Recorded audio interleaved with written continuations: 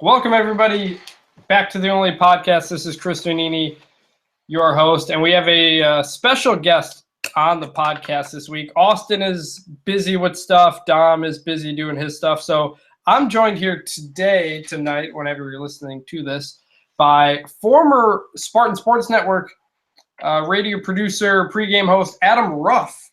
You may remember Adam from doing the pregame for some football and basketball stuff if you ever listened to MSU Sports on the radio. He's also on Twitter at Adam Ruff Photo. A lot of good Michigan State insight on there. So, Adam, thanks for being on here. Hey, no problem. This is right up my alley. So, Chris, I appreciate you letting me do some of this with you guys. I love talking sports. I did it for, as you mentioned, Spartan Sports Network for 8 basketball seasons and 8 football seasons as well. So I miss it a little bit.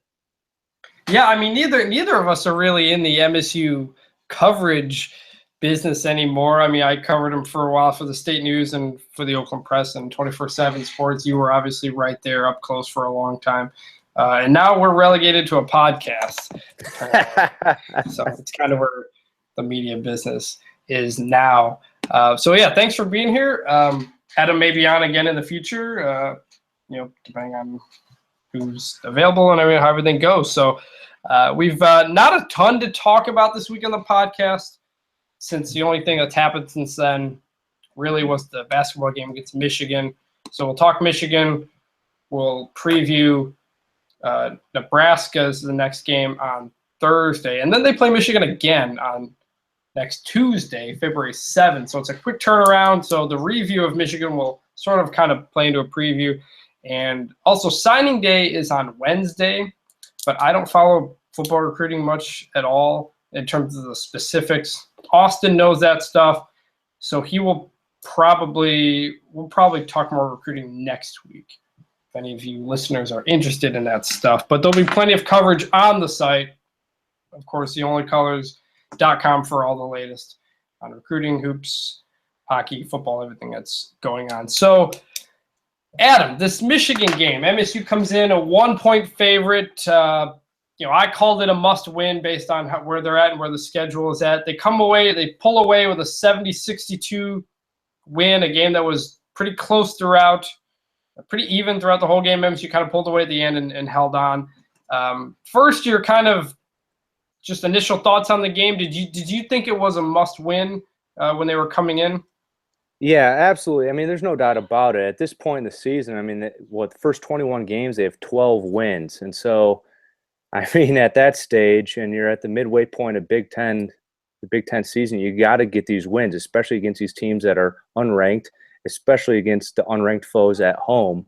And obviously, with Michigan State having lost 3 straight, they needed it even more just to get the positive vibes going, because it looked like maybe against Purdue when they were close for majority of the game, and when it started getting away from them, you saw it on their faces a little bit.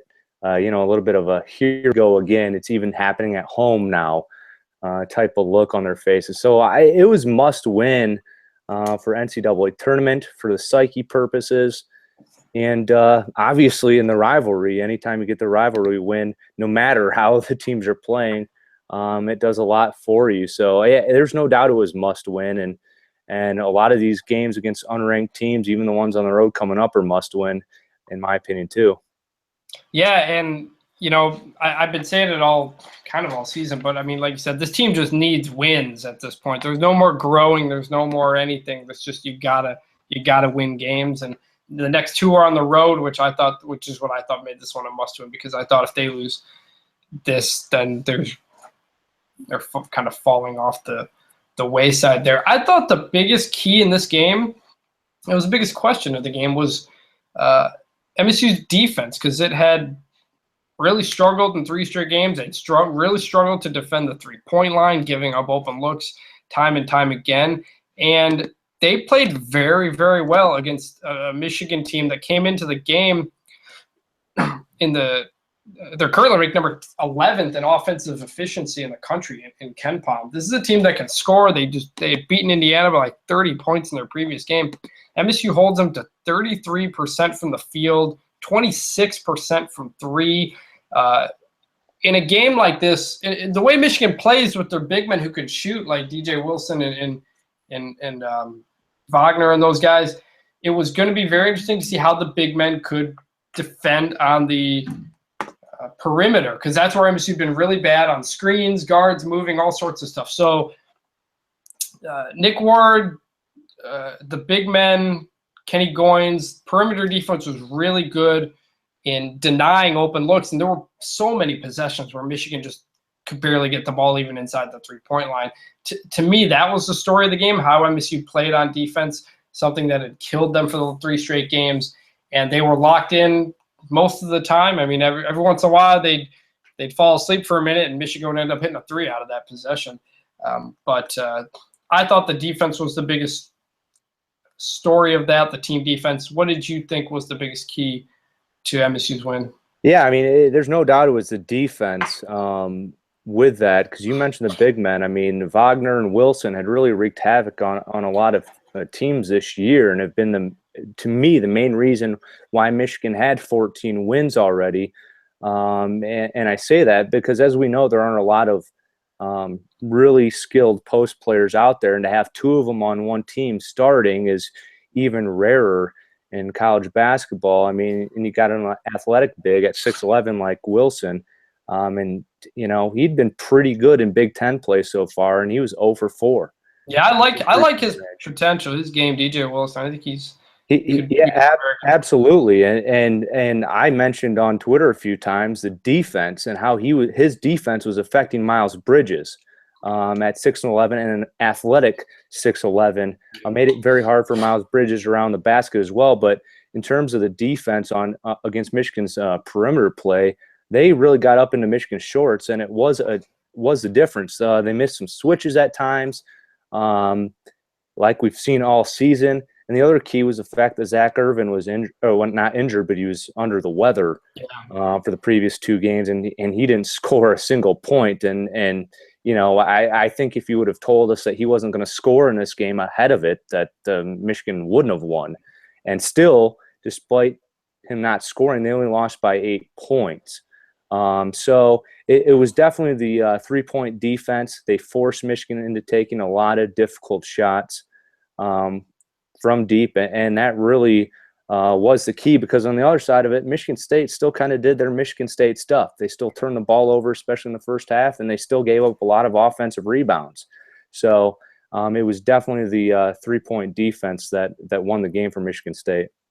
Yeah, you mentioned Irvin. He finished with 0 points in 36 minutes, 0 for 8 shooting, 2 rebounds, 3 turnovers. But we found out after the game he had been battling the flu, so it was and it was especially notable for Michigan, which does not have much depth at all. And I think this game showed that they had 4 guys play more than 30 minutes, plus Wagner played 24. There's not a lot of depth on that team. While MSU comes into the game, and I believe still is number 1 in the country in bench minutes, because they go deep, maybe more than I think they should, but they play just about everybody that they can. And right, I mean, you mentioned how Michigan just really did not play well, yet it was a game that MSU actually had to take to the end. And a big part of that was, like you said, the turnovers. I think they had 8 turnovers in the first half, some of them just really, really stupid passes. And couple that with Michigan grabbing something like more than 30% of their misses in the first half, and it was I don't remember what the halftime score was. It was 30. It was MSU by 40. Yeah, 30-28, and it was a game where Michigan played just terrible, but they're right in it because they were getting second chances. I think they took 12 more shots than MSU in the first half because of that. So that's the reason they kept hanging around. The second half, MSU only had 3 turnovers. They did a little bit better in the glass, and they were able to kind of pull away, although they did start fouling, and Derek Walton Jr. finished 14 for 15 at the free throw line. Michigan was 17 for 19 of the team. But that was the other part I thought was a very big key for MSU, was their free throw shooting. They had made something like 7 of their first 8. They finished 17 for 23, which 74% on the on the game, which is pretty good, but it's especially good when you realize MSU came into the game at 64% on the year, number 315 in the country. This is a team that's terrible at free throw shooting, and they made him Cassius Winston, 10 for 11 from the free throw line. And something we like to say on this podcast is that, or something that I say, is that free throws can make a close game into a game that's a close game to a game that's not very close. And had MSU not done that at the free throw line, this game could have flipped the other way. It was kind of an overlooked part, I think, what MSU did. Winston, 10 for 11, Ellis, 3 for 4, Nairn, 2 for 2. So those were pretty big. Who was your most important player of the game for MSU?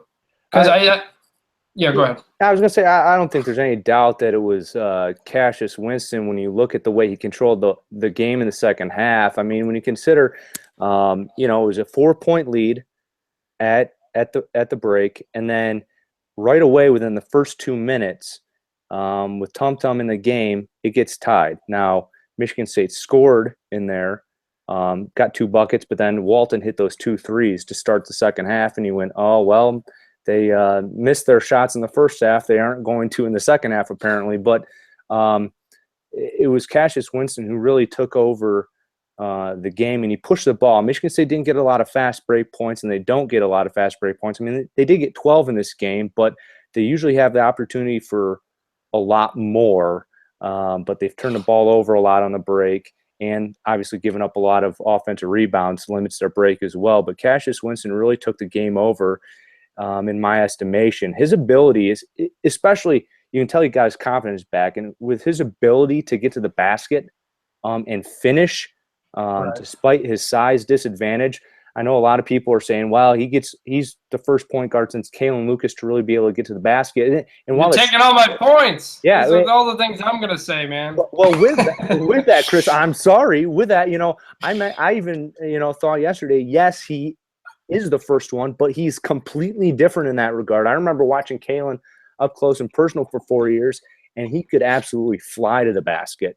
And he had more hops, he had more athleticism than Cassius does. Cassius is much more under control. I don't want to say under control, but he's a lot more crafty, I would say. He doesn't get up close to the basket nearly as well as Kalen did, but he uses his body so well. Even when those big guys like Wagner and Wilson got into him, he's always able to use his body to ward them off just enough, and he just got great touch around the basket to finish. And so when the offense is broken down, he's kind of the last 8 games prior to this hasn't been very effective, and he hasn't had confidence. But when he has his confidence and the offense breaks down or they don't move at all for him, he's able to get to the basket and score. And he got that back yesterday, and he really kind of took over the game instead of allowing the game to go into the lulls that it typically goes in for the Michigan State offense, because he was able to get to the basket. So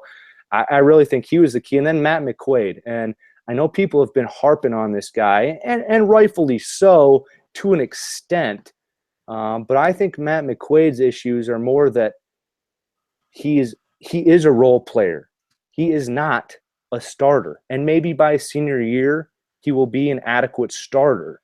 But I believe he's being asked to do more than he should be doing because of the attrition and on the team. And so his best asset is not when the ball is in his hands. His best asset is when he is running around screens or making himself available when Miles Bridges and Nick Ward are in the game, commanding double teams and getting into the lane and causing traffic in there. He should be finding the open spots to be wide open where he does not have to think about what his job is next. And we saw that yesterday. In the first half, he had a 3-pointer where they ran him through some screens, and he came out wide open, hit a shot in rhythm. In the second half, he took I don't think it was 2 straight possessions, but there were 2 possessions really closely where Miles Bridges got into the paint, got the ball, drew defenders, and McQuaid made himself available. And Bridges got his only 2 assists of the game to Matt McQuaid for 3-pointers. And so I thought Matt McQuaid was also a big bonus in this game compared to the way he had been playing. And those couple 3-pointers in the second half were very big when you consider they won by 8 points. So I think between Winston and McQuaid, And let's not forget McQuaid's defense. Even though Irvin was under the weather, he played good defense on Zach Irvin and Abdur Rahman when he was in the game as well. Yeah, well, back to Winston. I had mentioned it during the game during one of his driving plays that it was very Kalen Lucas freshman year like, the way he was able to get to the bucket and the body control to finish. Now Kalen kind of lost that after he tore his Achilles and everything that went on later in his career, but that's what I started to see from Winston, and that's what I don't think we had seen much of. And he seemed to have been kind of hitting a freshman wall a bit. He started hot right off the bat. He still actually leads the nation in assist rate on KenPom, but he kind of gotten lost. It felt a little bit at times. Nairn was getting some more playing time, but I think this game got him back to where I think he's going to be, and the reason MSU fans are very excited about what he's going to bring in the future. And along with the way he was finishing, again, 10 for 11 from the free throw line, that's just absolutely huge on a team that could not do well. And Winston was he's up to 72% free throw on the year, but I think he was below 70 entering that game. So, and McQuaid, biggest thing with him is confidence. I mean, he's basically there to be a spot up shooter, and that just straight comes down to confidence. And he did not have it for a long part of the year. And I think I don't know if it was the Indiana game or the Purdue game where he hit one. He took a quick one setup shot, hit it, good looking shot, good looking play. I think next possession or two, or his next one, he just, I think, airball that had a complete miss, and his confidence seemed to kind of go by the wayside again. But he had it. He hit the first one here. I think he hit the next one. He had a steal and a fast break where he missed the layup. But he provided a spark off the bench, which is, I think, is what he's going to be. He's not starter quality guy. But the thing is with this team is there aren't many starter quality guys. That's one of the reasons they go into the bench so much is because their starting fives is not great. I mean, I know CBS kept talking about MSU's bench and how much production they had, and while that's relevant, it's in the context of what the starting five is producing makes it seem different. But it was important also in the context of Michigan not being a very deep team at all. It was a way MSU attacked them, so it was important. And since we already talked about Winston, I guess the other guy I'll talk about is Miles Bridges, who kind of quietly had a 15-13 game, 15 points, 13 rebounds, 7 for 17 shooting. So he took kind of a lot of shots. But there were some moments down the stretch where Michigan you're thinking they were could make a run, and you're thinking MSU should be ahead by more in this game, but they're not. And Miles Bridges a couple times just drove himself, finished at the hoop, and just he has the skills that nobody else on this team has. And on a team that just does not have star power, he provides it and has it when they need it. And he kind of, I think, him and Winston were a big part of closing the game down the stretch. And Izzo seems to just continue to love everything Bridges brings. Yeah, he does, doesn't he? I mean, when you get, sometimes when you get these highly recruited guys, there can be a learning curve, especially with Izzo's style. I mean, he's going to get in your face. He's going to cuss you out, and not everybody can handle that. And from day one, it's appeared that Bridges has handled that well, and Izzo continues to heap praise on him.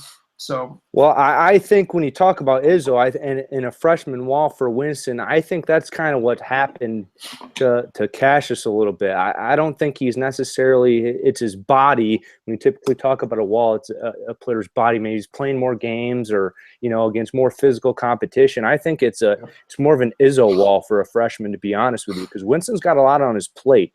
He knows – that Nairn isn't an offensive threat. So he knows when he comes in the game, he has to provide offense that Nairn doesn't. And when he's not doing things right, he also knows that Izzo is going to be on his back constantly. And that's tough for a young player, no matter what you're getting yourself into. I mean, when I was on the radio, I sat right next to Izzo. Yeah. I could hear even though I had headsets on, just about everything he said. Now, since I wasn't on the air during the game, only at halftime and pregame and postgame, I'd leave one earphone off so I could listen to Izzo. And that's what I think is happened with Cassius a little bit. Is he got lost in what he was trying to do, because when you play for Izzo, you start to think too much, because Izzo coach players have a lot more to think about than a lot of players do on any other team in the country, with all the plays they run, all the sets they run, the switching defense that they play, and Izzo's expectations. And so I think maybe a little bit with Winston's confidence, a lot of it is because, he's hey, I want to keep playing these minutes. I was doing well there for a while. Now I'm not. And Izzo's on me, those type of things. And so that's why I think this game was more important for him than anything else. But when you talk about Miles Bridges, when he has a down game and he's got a double-double with 15 and 13, he has a quiet game, I mean, that says something about the type of player he is. When you can have a quiet game, I mean, when Brandon Dawson, when Tom Izzo was just asking and pleading with Brandon Dawson to play consistently, and he had a 15 and 13 game, it was like, I mean, the heavens opened up and there was sun shining on Brandon Dawson. For Miles Bridges, he has got 15 and 13. And you're like, well, he played all right. It wasn't that great. But, I mean, he impacts the game in so many ways. It's no wonder that Izzo loves him, and he's got a great attitude. I mean, he never talks about himself in the locker room. It's always, I'm disappointed we didn't win, or I could have done more. And to me, that's the mark of a guy who could be a leader if he was going to be around. He's probably not going to be around any longer than this season. But, man, if he keeps that type of attitude, he's going to be great no matter where he is the remainder of his basketball career. But, man, he's an incredible player. And I don't know what you think about this, Chris, but I got lit up on Twitter the other day against Purdue. I said he is unlike any other player that we've ever seen at Michigan State. And people are like, what are you talking about? Unlike, they were thinking I said he was the best player ever to play for Michigan State. But in my 34 years on this earth. You said he's the best? No, I said he is unlike Okay. any other player we've ever seen at Michigan State. Now, I'm only 34 years old, but so in my time, he's unlike any other player in terms of his athleticism, his ability to play both sides of the basketball. It's incredible to me. It really is. He blocks shots. He rebounds the ball. He can. I mean, we all know how he can fly to the hoop, and he can shoot better. I thought he couldn't shoot when he came to Michigan State. That's all I heard. He wasn't good at jump shooting. And he's shooting 49% from the field on the year and 43% from 3-point range. I mean, the guy's incredible. I was kind of thinking, you mentioned the shooting. If this wasn't such a freshman team and there were more veterans and maybe they weren't relying on him so much, I wonder if Izzo would not let him shoot threes so much. Because usually with freshmen, unless they're sharpshooters, Izzo usually doesn't, especially bigger men, wing players, or especially centers. Izzo doesn't want you taking three-pointers. Like Adrian Payne could always shoot threes. He just was never really allowed to, because if he did, he'd get pulled. And then he finally started hitting them, I think, toward the end of his junior year, and then they just let him do it for the rest of his time. But yeah, I mean, Bridges can shoot. You know who he's reminded me of in terms of his skill set, but has, I think, already maybe proven to be better than, is Raymar Morgan. I think they're kind of similar body types, except for Bridges is a better outside shooter. He can hit. Oh, yeah, Raymar. That's where it's different. Yeah. But in terms of their physical build and athleticism, I think he's kind of similar in that. But Bridges already has a skill set, I think, that's better than that. And his potential really seems off the chart. I mean, he even when you just see him out there, you can tell he's still a really young guy. I mean, he's still got a lot to grow into, I think. And with the way Izzo has thought of him, it kind of, in terms of relative to other top recruits, it's kind of reminded me of a Gary Harris in terms of the way Izzo speaks of such a highly touted freshman player, and who seems to a star recruit whom Izzo seems to believe gets it. Now, Gary wasn't asked to carry the team like Miles Bridges has been, but Gary Harris is a guy who ended up staying for 2 years because he really liked college. So I don't know what's up with Bridges. I know Gary Harris also came from a pretty stable, family financial situation. But I based solely on personality, you don't get the sense that Bridges is, thinking he's going to get out the second he can. Yeah, you really don't. I mean, that's the thing that I tell people. I remember when Gary was here. I'm glad you brought Gary up. I mean, he loved Michigan State. He really did. He loved being in college. He didn't mind going to class. And, some of those things, like you said, could have been because of his upbringing, which is different than a lot of guys, rightly or wrongly. And he was just fine. His parents are just fine. And Gary, I mean, it helped when he got to school. Denzel was his best friend the moment he walked on campus. And I remember talking to Gary a little bit, behind the scenes, because I traveled with the team a little bit, and he absolutely loved Coach. He loved his teammates, and he loved college. And that, to me, that is the only reason he did not go pro after his freshman year. Because there wasn't a huge difference that would have made a difference if he had gone after his freshman year compared to his sophomore year. He wasn't a much different player. And so it didn't surprise me that he stayed. And I thought he might have stayed for a third season. And so I kind of was a little surprised that he did leave. But Bridges now I'm not around Miles at all, but he kind of reminds me, based on the people I still know that I talk to, and the way he handles himself and the way he talks about Coach Izzo as a freshman, which is remarkable. And you're right, Izzo does speak of them in very similar terms. And you can tell that Miles does like Michigan State, and he likes his teammates. I know he's very fond of Tum Tum and Josh Langford. Those three are very, very good friends, and it's a different dynamic when that happens. You never know what can happen with a young guy. Now, if I were him, I wouldn't stay. I mean, because you never know with injuries what can happen. Right. But he's a guy that, man, you think about next year, if he came back and you get a couple more of those big recruits they talk about, they could have another big season again next year. But he's a special player all the way around between his attitude and his ability. It's incredible, and it's fun to watch. So one other last individual player to talk about from this game, guy who had a very strange game, was Nick Ward, who I think scored MSU's first basket, but he finished, I think he played like 8 minutes in the first half. He only finished 16 minutes for the game, but he scores 13 points, hits all 6 of his shots, but only 2 rebounds. Got a little bit lost sometimes on D, and I don't know if Izzo made a comment after the game or not, but some people seem to believe that he was kind of playing out of his role a bit, and that's why he only played 16 minutes. That's why Goins played more and Van Dyke played more. It was a very weird performance, but I got the sense that, but every time he was in, when he got the ball in his hands, he was scoring. And yes, I thought Wagner did a very good job defending him and did a very good job fronting him and preventing a lot of entry passes into the post where Ward could really kind of get moving and get cooking.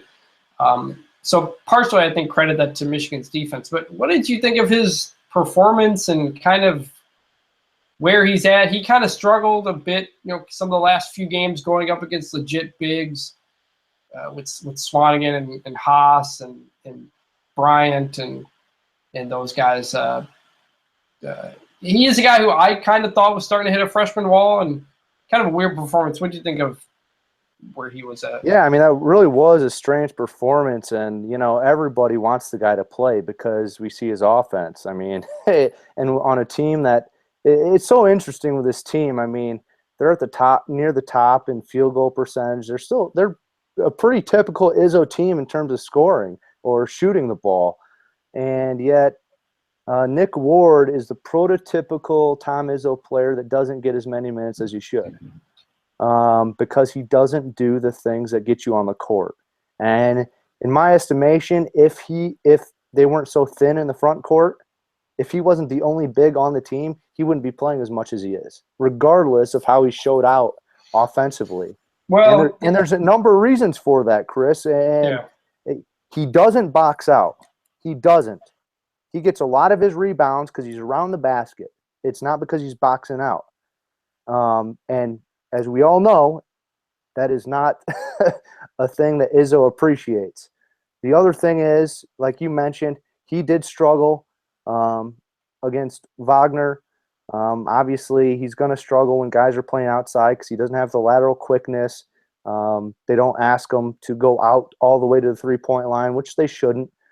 So I think he gets frustrated a little bit. The other thing that I don't see anybody mention, but is a big tough point of contention. If you're watching the offense and depending on what play is called at the start, or if something breaks down and they do a quick play at the end when the initial play doesn't go as planned. If Nick Ward is supposed to set a high ball screen to start the play, I don't know what the count is on it, but half the time it seems like he doesn't do it. And the offense, we go, why isn't the offense doing anything? Well, if you're watching, Nick Ward was supposed to come up and set a screen, and he did not do it. And he's supposed to do that to start the play. It happened a couple times down the stretch at Indiana when they came back and he was in the game and they had empty possessions. There was twice I remember him not coming up to set a high ball screen. And, I mean, it's always a good indication when you see a guy throw his arms out because Izzo's yelling at him that he did something wrong. So, and I think it's more of a thing where he's getting lost in the game because he's a freshman instead of, focusing on what he needs to do. And so between boxing out and not always, setting the proper screens offensively and being a part of the play like he's supposed to be all the time, I think those are the reasons why Izzo keeps him out and then berates him on the bench so he'll learn. I mean, you even notice that Izzo berates him when Goins is in the game and does something well. Did you see that type of thing? Yeah, there was I do remember one stretch where or even when Goins messes something up, I think Izzo makes a point to say, absolutely, you should be in the game. There was a stretch where I think Goins gave up an offensive rebound. He missed a layup and he committed a foul, over a span of 2 possessions against Michigan, and it was just that's the trade-off. I was looking while you were talking. I was looking through Izzo's post-game comments, and he basically says, he thinks Goins is a lot better at the high ball screens, and that's obviously a big part of Michigan's offense. Certain lineups, certain matchups that weren't good.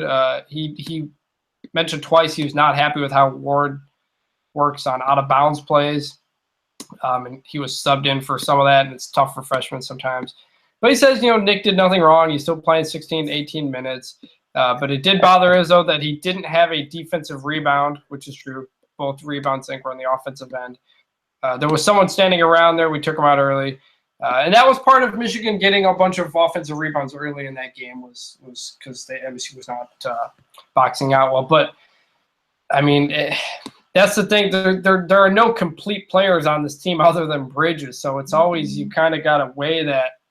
You kind of got to weigh that trade-off. But on a team that just doesn't have offense, Izzo's always going to go for the guy who he thinks plays better defense. But on a team that I think just really sometimes struggles to put the ball in the bucket, what Ward brings on offense is just so invaluable. And if he's kind of hitting that freshman wall a bit, he's got to get through it. But if you can have Bridges and Ward consistently scoring for you, that just opens everything up for the guards, and him playing 16 minutes is not good for the whole team because that guys don't need to double team Kenny Goins when he's in there. Ward's the guy who needs to draw the double team. So if it's on him, it's on him. But him not being in the game is not good for this team either. So MSU plays next Tuesday at Michigan. Two of their three-game stretch are Michigan at Nebraska and then at Michigan. So kind of shifting into a preview type of thing here. I mean, these are two pretty even teams, and MSU eked one out with the home court advantage. Ken Pom has Michigan 70-64 next Tuesday, 30% chance of winning for MSU. Michigan's still number 35 in the Ken Pom ranking. So, what do you think going into Chrysler will be more? What's kind of you think the keys going into the next game? Is it kind of the same stuff? Are they going to be able, when they can't rely on the home crowd to give maybe that extra energy boost? Do you think they can figure it out? Because this team has not been good on the road this year. They have one true road win. They've only played maybe two good road halves in Big Ten play when you count the second half against Minnesota and the second half against Indiana. But this team has not been good on the road. What do you think about them heading to Chrysler next week? Yeah, it's going to be tough, Chris. Any way you slice it. I mean, I don't think Wilson will play as poorly as he did in East Lansing. And the other play we didn't talk about was Abdur Rahman. I mean, he was in foul trouble the entire game, and he's caused a lot of trouble over the years for Michigan State. Yeah, 15 minutes he played. Yeah, and so between Abdur Rahman and Zach Irvin, you think about that. If they're back to normal at home, it's going to be tough for Michigan State to win. Ward will have to do what he did on Sunday and then, do it in 8 more minutes. Miles Bridges is probably going to have to be closer to Miles Bridges from Purdue. And then you look at guys like Ellis, McQuaid, and Harris, and one of those guys is going to have a big game. McQuaid had his big game, but yeah, I mean, it was 9 points. Ellis, he had those 2 back-to-back big games, and it's earned him a lot of keep with Tom Izzo. I mean, I've thought at times that maybe Arn should be playing because he's a bigger body. He doesn't turn the ball over. He's a much more under control player. He's a. You there? I'm not hearing you for a second. Can you hear me? Yeah, I can hear you. Can you hear me? I'm not hearing anything. Can you hear me? Give this a second.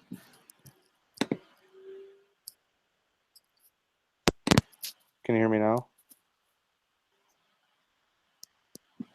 Give me 1 second. See if I can get some other audio.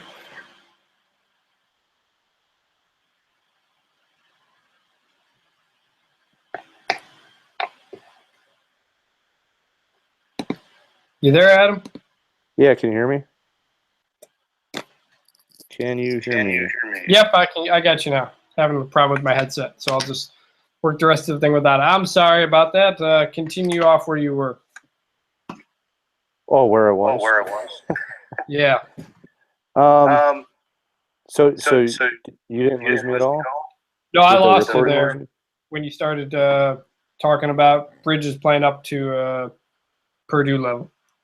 Yeah, I mean, when you're talking about Michigan State, you're going to need Miles Bridges to, probably play closer. He's obviously not going to get the 33 points he scored against Purdue, but he's probably going to have to score in the mid-20s at Michigan. And then you're going to have to, between McQuaid, Ellis, and Harris, one of those guys is going to have a big game and not, just the 9 points of a big game for McQuaid. Those guys are probably going to have to score 20 to 25 points down there to win the game. The Spartans just haven't brought the energy in road environments that they do at home.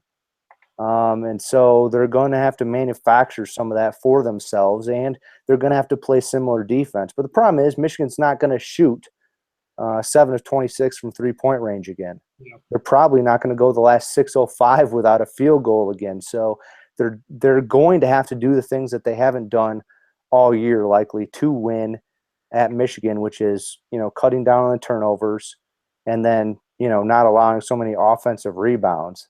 Because those are the things that have really, to me, the turnovers and giving up all the second chance points that MSU has this year, that's probably the difference between their current 13 wins and maybe having 17 or 16 right now, with just how much opponents gain off of those two categories. So I'm going to agree with Ken Palm. It's going to be a tough uphill climb, but if they can somehow get a win at Nebraska this week, then I think they will have a better chance against Michigan, gaining some confidence. But right now, I'd probably agree with Ken Palm, about 30-40% chance of them winning at Michigan. Yeah, I mean, the chances of Michigan shooting 34% again are not high. There were also, Michigan got in foul trouble, and that's something that they never do, really. There were a lot of ticky-tack fouls that put Michigan in foul trouble that they're not typically used to, and I got to say, you probably can't expect those calls on the road when you go to Chrysler. So that will be, I think, another adjustment to make. But yeah, they're gonna face some more adversity in that game, and Michigan will go on a run, and MSU won't have the zone to kind of give them that boost of energy. I'm going to be very curious who kind of steps up from a leadership standpoint in that game because, like I said, this team has not been good on the road. They haven't had anybody really step up when they kind of need something going when they're in an opponent's stadium. So it was a must-win for MSU, and they got it, but they're not out of the woods yet. Michigan is still battling for a berth. And so MSU goes to Nebraska on Thursday. Nebraska is a weird team, man.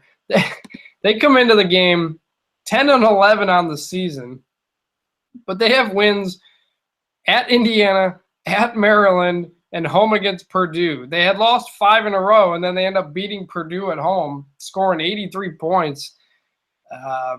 Have you watched any of Nebraska this year?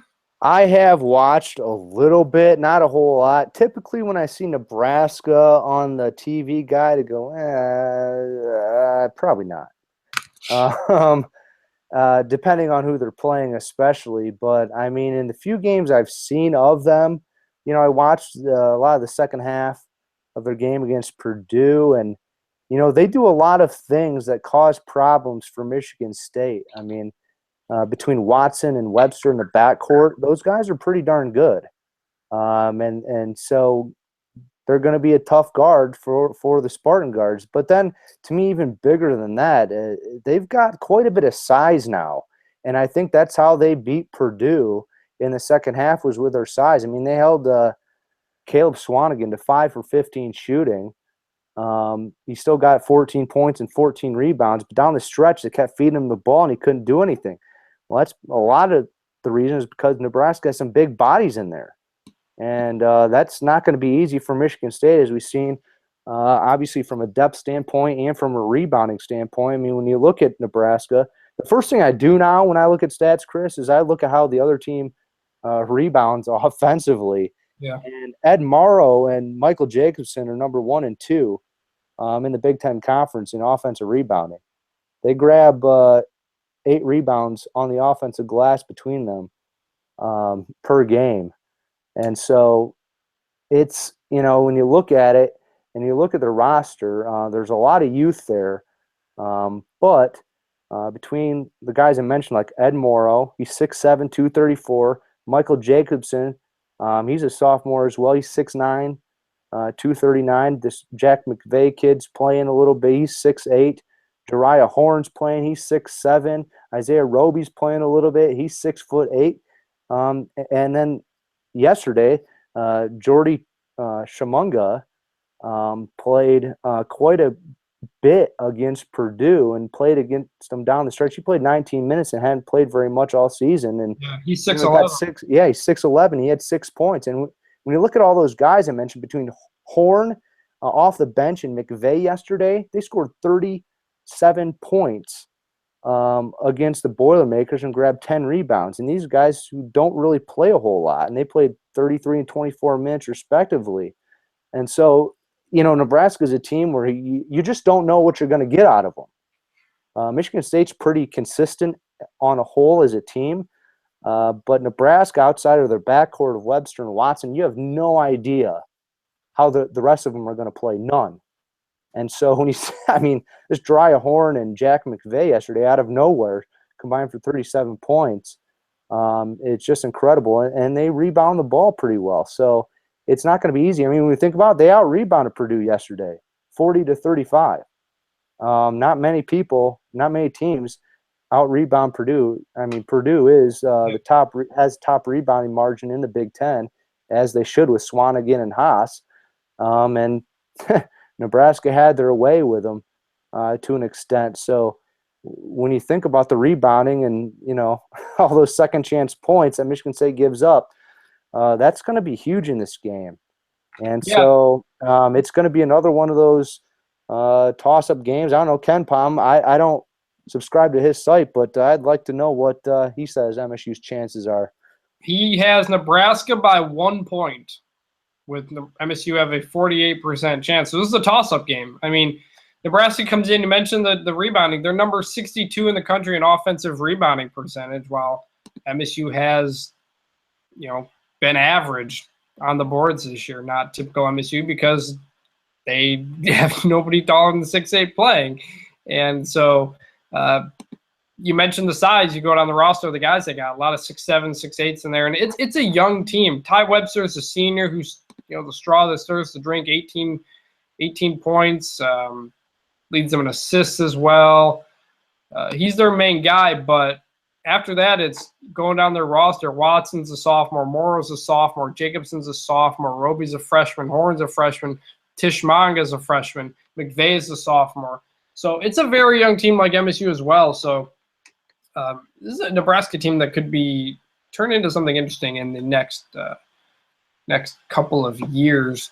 And yeah, the matchup with the big ones can be interesting. Nebraska comes in not very good on the offensive side of the ball. They're a very efficient team, but they're a very slow team. They don't shoot the ball particularly well. They're outside the bottom 200 and outside the top 200 in 3-point shooting, 2-point shooting. So it's not a great offensive team. They're a pretty good defensive team. Top 100 in a lot of key defensive stats, and it's on the road. And MSU has struggled on the road a lot. They lost at Nebraska. Was it 2 years ago? Looks like they didn't play the last year. 2015 team that went to the they lost 79-77 at Nebraska 2 years ago. Team that's given MSU fits. They in the last couple of years, just with whatever Tim Miles does. Yeah, Nebraska won 2 in a row. Nebraska won at Breslin last year, a team that was one of the best teams in the country. They lost at home to Nebraska. So Tim Miles' team has given Izzo some problems. And so this is a toss-up game that I think, they're 10-11, but they've got good wins and bad losses. The mark of a young team. They lost to Rutgers and they lost to Gardner-Webb. But all their other actually looking through of their 11 losses, 1, 2, 3, 4, 5, 6, 7, 8 of them are the top 50 teams in KenPom, along with Rutgers, Gardner-Webb, and then Ohio State. So it's they're very streaky. They lost 6 or 7, then they won 4 straight, which included the wins over Indiana and Maryland. Then they lost 5 straight. Now they beat Purdue. Is this a stretch of another?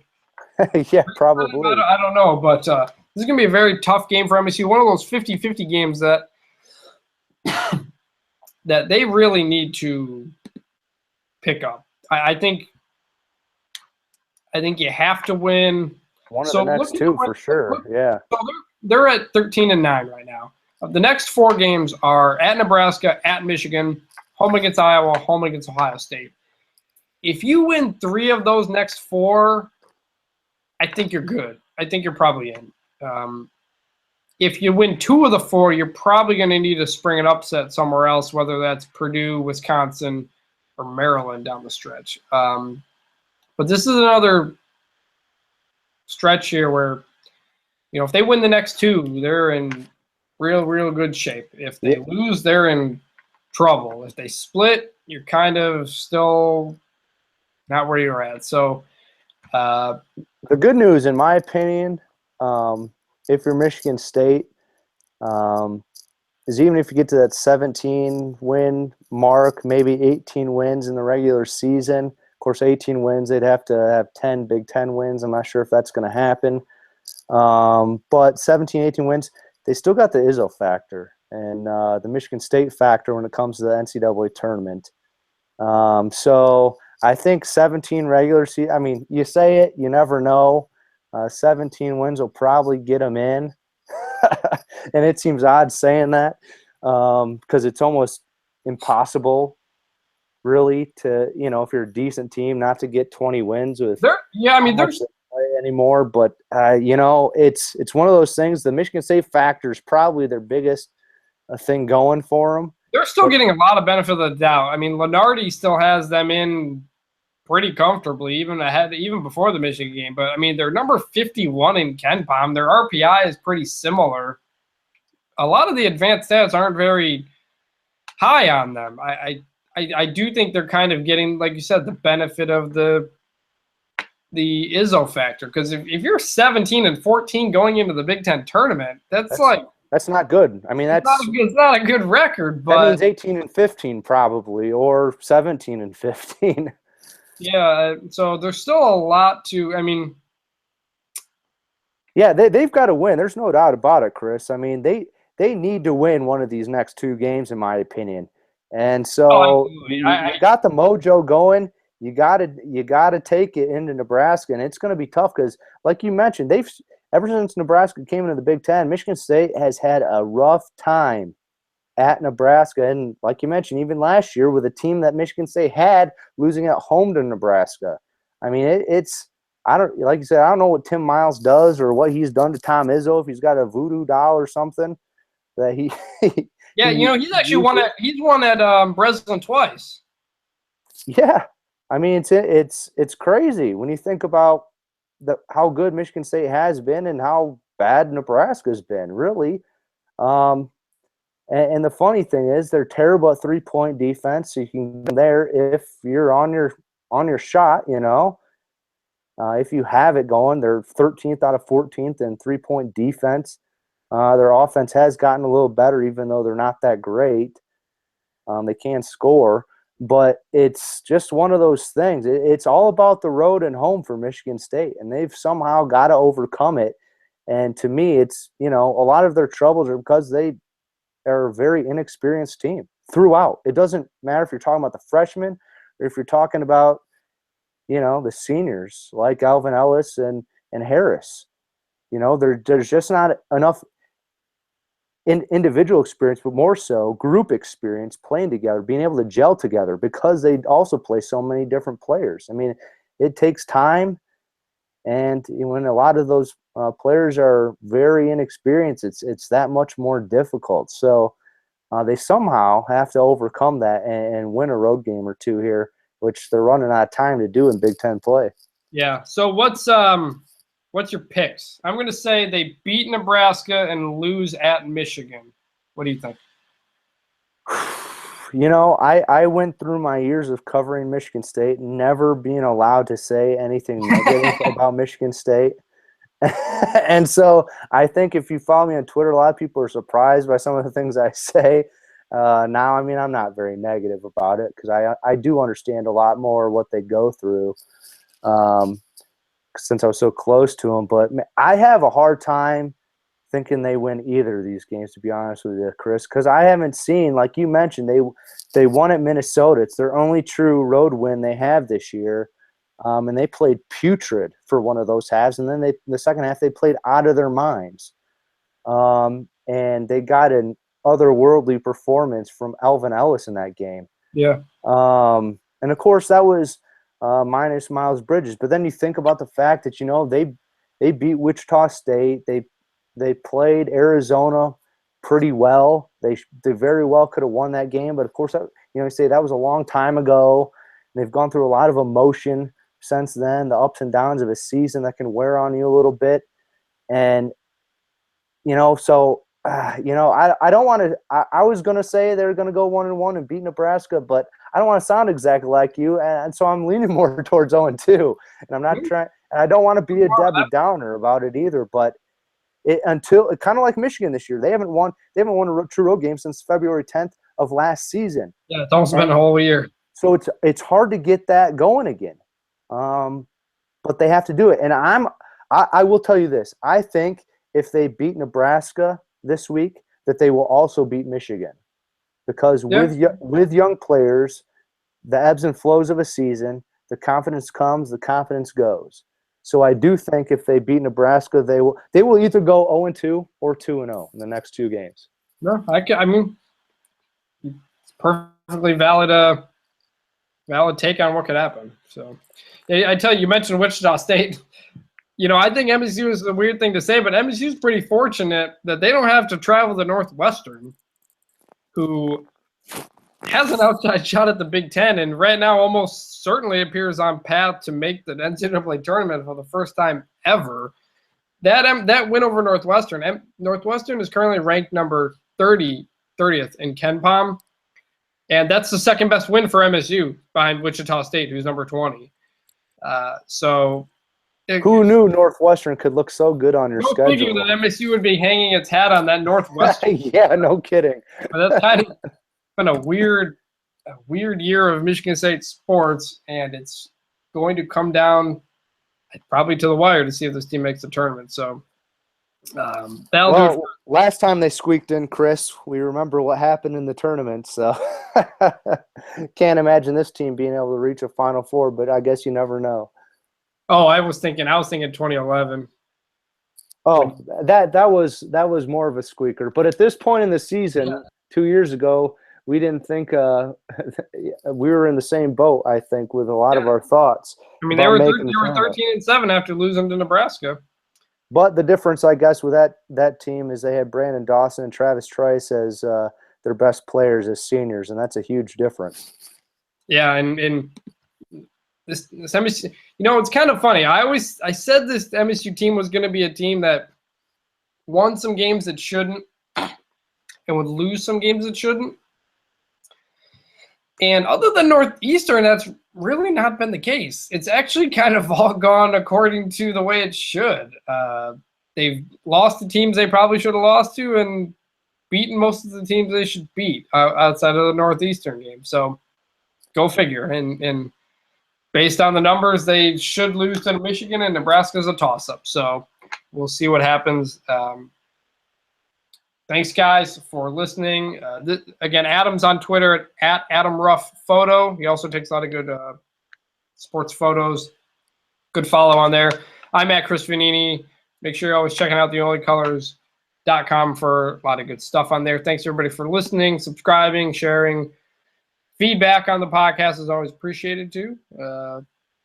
So until next week, after 2 basketball games and signing day, we will have a lot to talk about in the next podcast. But thanks, everybody, for listening here, and we will talk to you later. See you.